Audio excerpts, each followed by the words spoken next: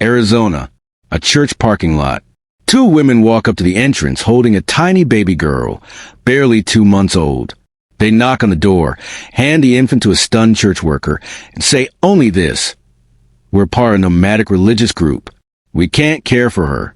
Then they vanish. No names, no explanation, just a baby left behind. For 40 years, no one knew who that baby was, or where she came from, or what happened to her parents. Until 2022, when a DNA test shattered everything. The baby's parents hadn't abandoned her. They had been murdered. And the killers? They were hiding in plain sight, inside a cult. This is the unbelievable true story of baby Holly. A story of murder, deception, and a family ripped apart by a sinister religious group. Stay with us as we uncover how modern DNA technology finally brought justice to two young parents who were killed in cold blood over 4 decades ago. Hello and welcome to Cold Case Desk. If you're passionate about true crime, unsolved mysteries, and stories of justice finally served, please hit the like button, drop a comment telling us where you're watching from, and subscribe for more deep dive investigations like this one. Now let's begin. Our story begins not in 1981, but a few years earlier in the late 1970s. In a small town in Florida, a young woman named Tiffany was growing up in a loving, working-class family. She was bright, kind-hearted, and known for her infectious laugh.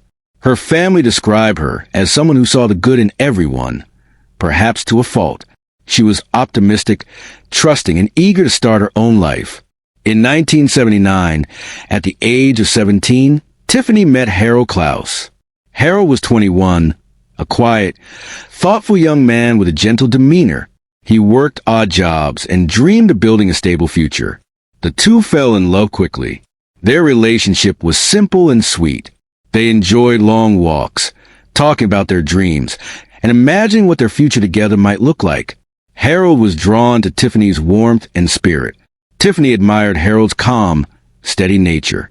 To those who knew them, they seemed like two gentle souls who had found each other in a chaotic world.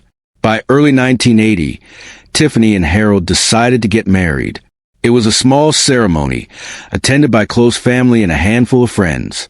Tiffany's parents were supportive but cautious. They loved Harold and believed he was a good man, but they worried about how young their daughter was. Still, they gave their blessing, hoping the young couple would build a happy life together. After the wedding, Tiffany and Harold settled into married life. They rented a modest apartment, and both took on work to make ends meet. Money was tight, but they were happy. They talked about eventually having children, buying a house, and growing old together. For a while, it seemed like their simple dreams were within reach. Then, in late 1980, Tiffany discovered she was pregnant. The news brought a wave of joy and nervous excitement. Harold was thrilled at the idea of becoming a father. Tiffany glowed with anticipation. Her family threw a small baby shower, and everyone rallied around the young couple to support them as they prepared for parenthood.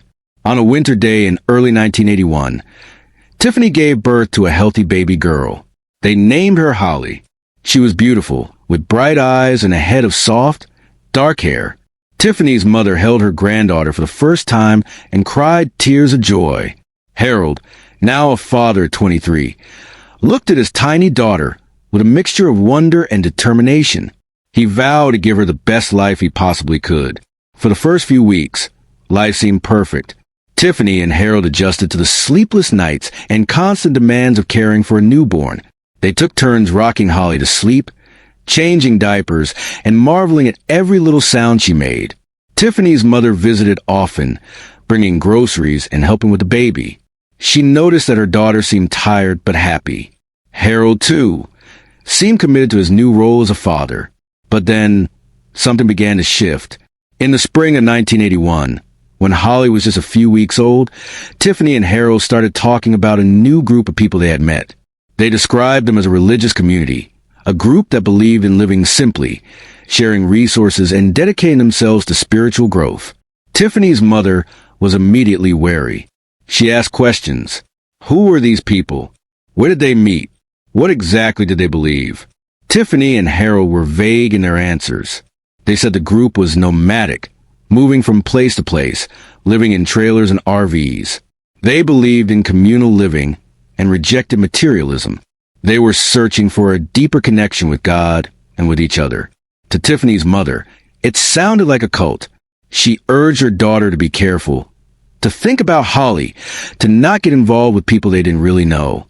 But Tiffany was young and idealistic. She believed the group offered something meaningful, something more than the mundane struggles of working-class life. Harold, too, seemed drawn to the idea of a community that promised purpose and belonging. Despite the concerns of Tiffany's family, the young couple decided to join the group. In the early summer of 1981, they packed up their belongings, said goodbye to their families, and left Florida. They were heading west, they said, to join the community in Texas or Arizona. The details were fuzzy. Tiffany's mother hugged her daughter and granddaughter tightly, a sense of dread settling in her chest. She made Tiffany promise to call regularly and to come home if anything felt wrong. Tiffany promised, kissed her mother on the cheek, and climbed into the car with Harold and baby Holly. That was the last time Tiffany's mother saw her daughter alive. The first few weeks after Tiffany and Harold left, Tiffany's mother waited anxiously for phone calls. At first, they came. Tiffany called from payphones, her voice bright and reassuring. She said they were traveling, meeting new people, and learning about the group's beliefs. Holly was doing well, she said. Harold was happy. Everything was fine. But as the weeks turned into months, the calls became less frequent. When Tiffany did call, she sounded distant, distracted. Her mother pressed her for details. Where exactly were they staying? Who were the leaders of this group? Could she come visit? Tiffany's answers were evasive. She said they were moving around a lot, that the group didn't believe in being tied down to one place. She promised a visit soon, but the visit never came. By late summer 1981, the calls stopped altogether. Tiffany's mother tried calling the few numbers her daughter had given her, but they were disconnected or went unanswered. She contacted Harold's family, but they hadn't heard from him either. Panic began to set in. Where were Tiffany, Harold, and baby Holly? Were they safe? Had something happened to them? Tiffany's family filed a missing persons report with local police. They explained that their daughter and son-in-law had joined some kind of religious group and had lost contact. The police took down the information, but in 1981, there were limited resources for tracking down adults who had voluntarily left home. Unless there was evidence of foul play, there wasn't much they could do. Tiffany and Harold were adults. They had the right to go where they wanted, even if it meant cutting ties with their families. Months passed with no word. Tiffany's mother couldn't sleep. She imagined every worst-case scenario. Had her daughter been brainwashed? Was she being held against her will? Was baby Holly okay? The not knowing was torture. She kept Tiffany's room exactly as it had been, hoping that one day her daughter would walk to the door with Holly in her arms and say it had all been a terrible misunderstanding. But that day never came. Instead, in January 1981, just weeks after Tiffany and Harold had joined the group, 2 bodies were discovered in a wooded area outside Houston, Texas. A hunter stumbled upon the remains while walking through the woods. He immediately called the police. When investigators arrived at the scene, they found 2 bodies, a young man and a young woman, both in their early 20s. The bodies were badly decomposed, making identification difficult. There were no wallets, no IDs, no personal belongings that might reveal who they were. The young man and woman had been beaten to death. The autopsy revealed blunt force trauma to the head. It was a brutal, violent end. Investigators canvassed the area, hoping someone had seen something, but the woods were remote and the crime scene yielded few clues. Without identification, the case went cold almost immediately. The bodies were photographed, fingerprinted, and entered into databases, but no matches came up. The 2 victims were buried as John and Jane Doe in a local cemetery. A small marker was placed at the site, noting the date they were found and the fact that their identities were unknown. Over the years, the case file gathered dust in a Houston police evidence room. Detectives came and went, new cases piled up, and the 2 unidentified murder victims became just another tragic unsolved mystery. Meanwhile, in Florida, Tiffany's family continued their desperate search. They contacted every police department, every missing persons organization, every agency they could think of. They distributed flyers with Tiffany's photo, hoping someone, somewhere, had seen her. Years passed. Tiffany's mother never stopped hoping, but as the 1980s gave way to the 1990s and then the 2000s, hope began to fade. Tiffany's siblings grew up, started families of their own, and carried the weight of not knowing what had happened to their sister. Every birthday, every holiday, there was an empty chair at the table, and always the question, where is Tiffany? Where is Harold? And where is baby Holly? The pain of not knowing was unbearable. But even as the family grieved, they couldn't have imagined the truth. They couldn't have known that the two unidentified bodies found in the Texas woods in 1981 were Tiffany and Harold. And they certainly couldn't have known that baby Holly was still alive, growing up with no knowledge of who she really was or what had happened to her parents. Now, let's shift to another piece of this puzzle. The baby. In January 1981, around the same time Tiffany and Harold's bodies were being discovered in Texas, a small church in Arizona received an unexpected visitor. It was late afternoon when two women walked up to the church. One of them was carrying a baby. The church worker who answered the door later described the women as calm, but hurried. They didn't give their names. They simply said they were part of a nomadic religious group, and they needed someone to take care of the baby. The church worker was stunned. She looked down at the infant, a tiny girl, no more than a few weeks old, wrapped in a blanket. Before she could ask any questions, the women turned and walked away. The church worker called out after them, but they didn't stop. She stood there, holding the baby, unsure of what to do. She brought the infant inside and called the authorities. When police arrived, they took custody of the baby and began an investigation. Who were the two women? What religious group were they talking about? And most importantly, who were the baby's parents? The women had given no names, no information. The baby had no identification, no birth certificate. The only clue was the women's mention of a nomadic religious group. Police tried to track down the women, but it was like chasing ghosts. No one in the area had seen them before. No one knew of any religious group operating in the region. The baby, later given the name Holly by the state, was placed in foster care while authorities tried to find her family. Weeks turned into months.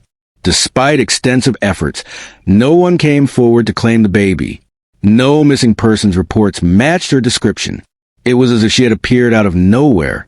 Eventually, the state made the difficult decision to put Holly up for adoption. She was placed with a loving family who had no idea the dark mystery surrounding her origins. They gave her a new name, a new life, and raised her as their own. Holly grew up in Arizona, completely unaware that she had been abandoned as an infant or that her biological parents had been murdered.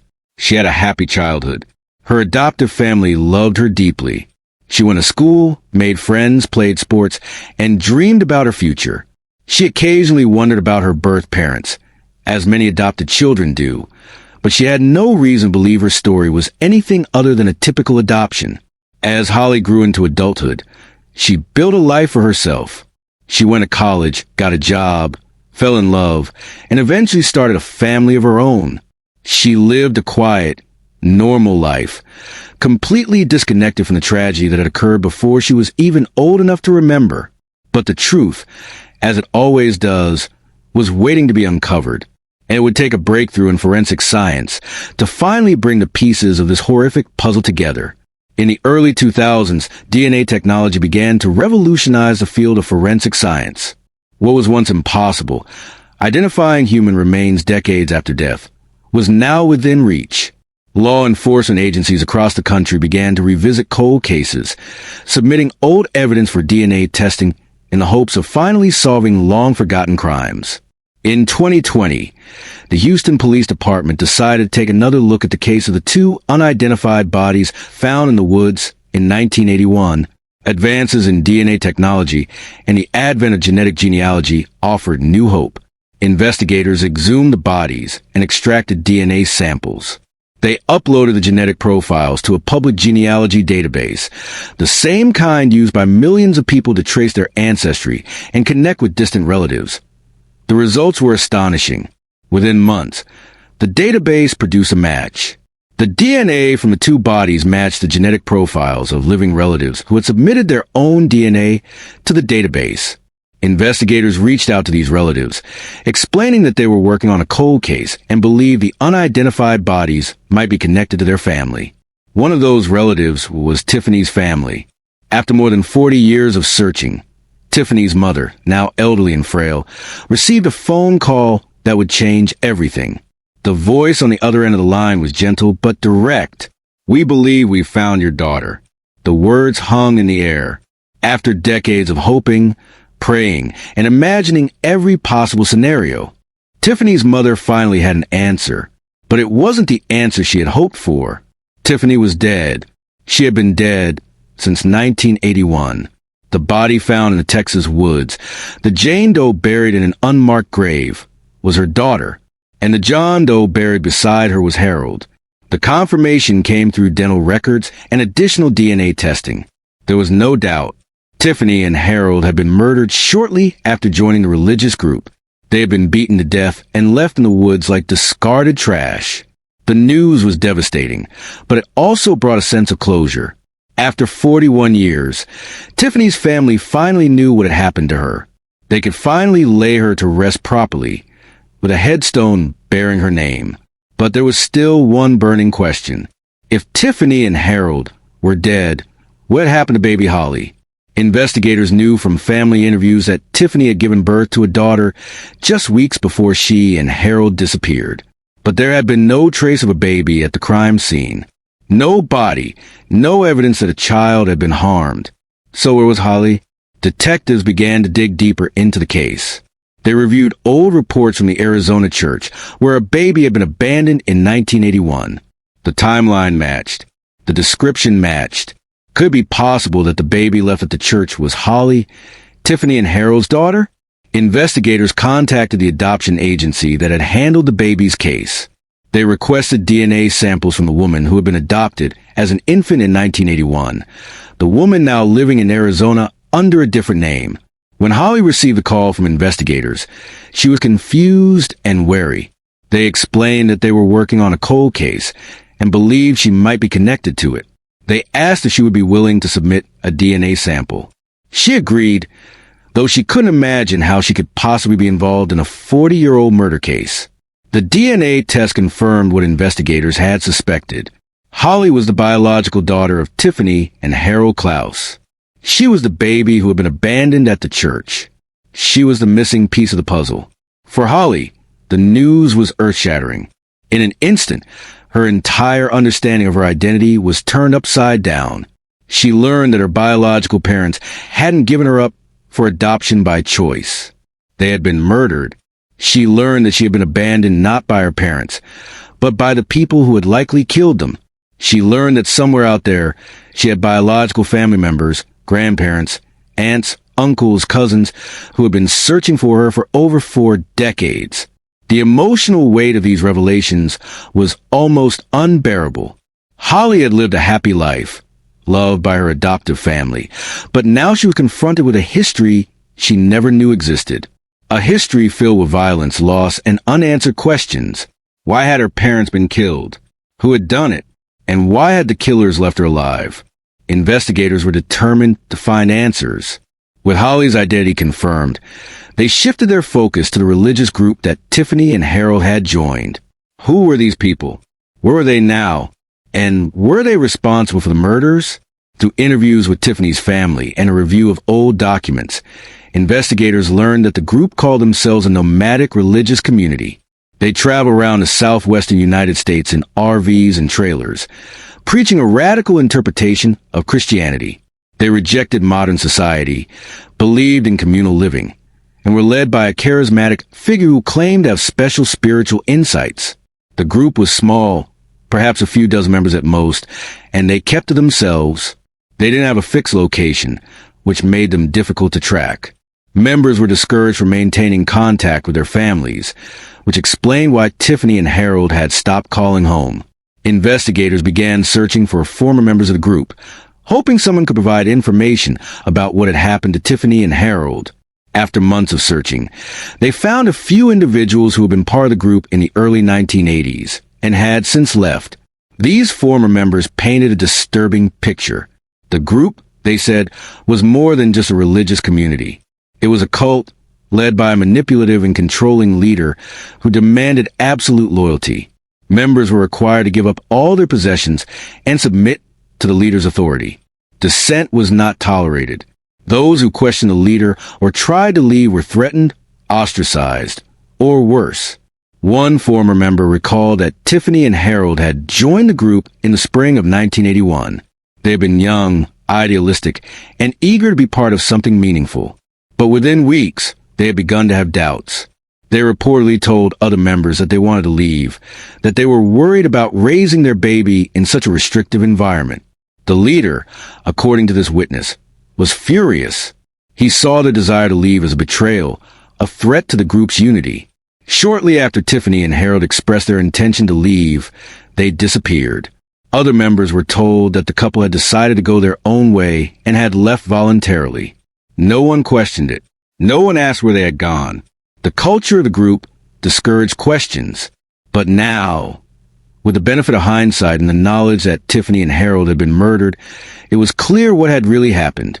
The leader and possibly other members of the group had killed them, and then, in a twisted act of cruelty or perhaps mercy, they had taken baby Holly and abandoned her at a church, ensuring she would be found and cared for.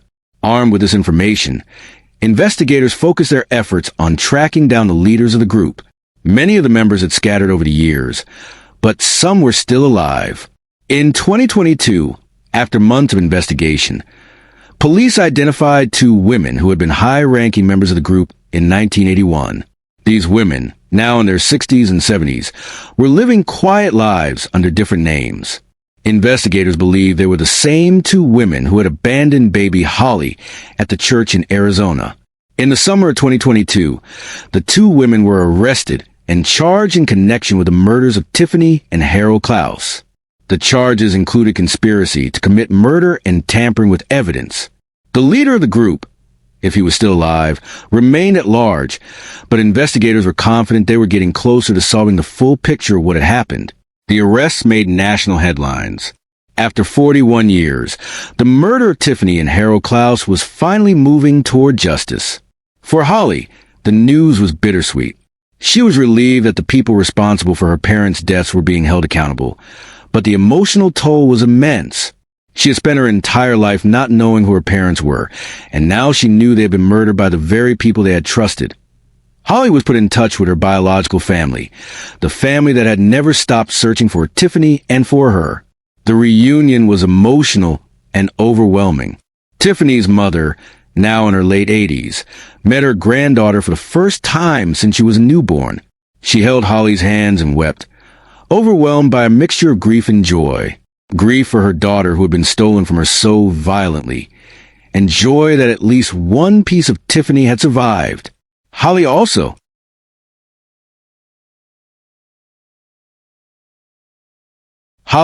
met her aunts, uncles, and cousins, a whole extended family she never knew existed.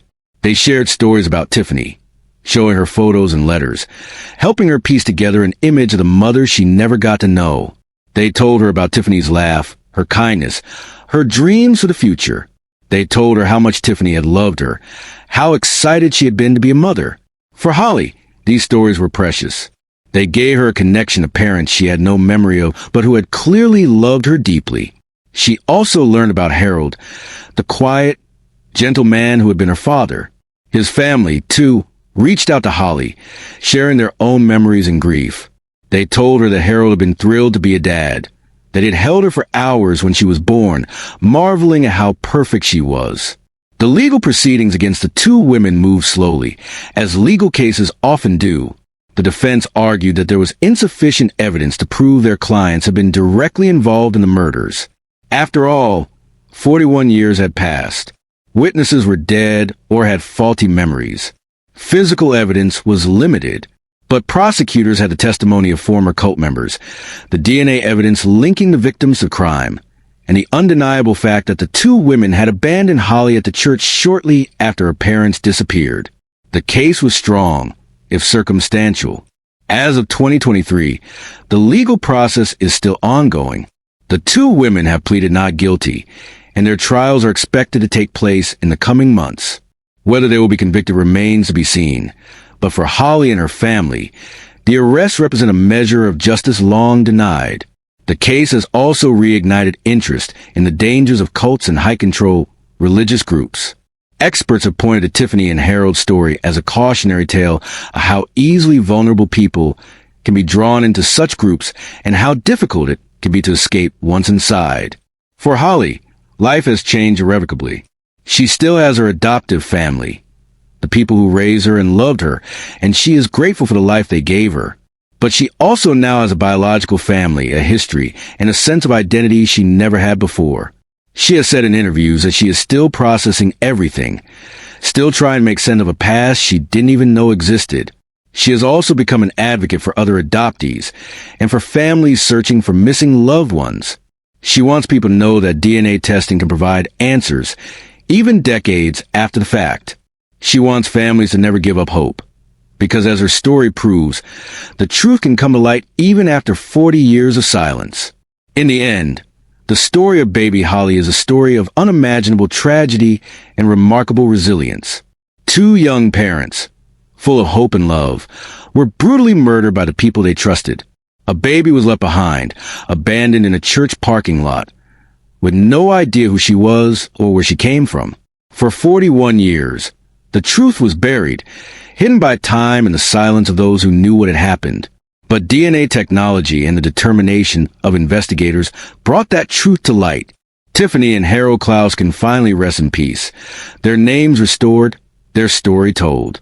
And Holly, the baby who survived, now knows who she is and where she came from.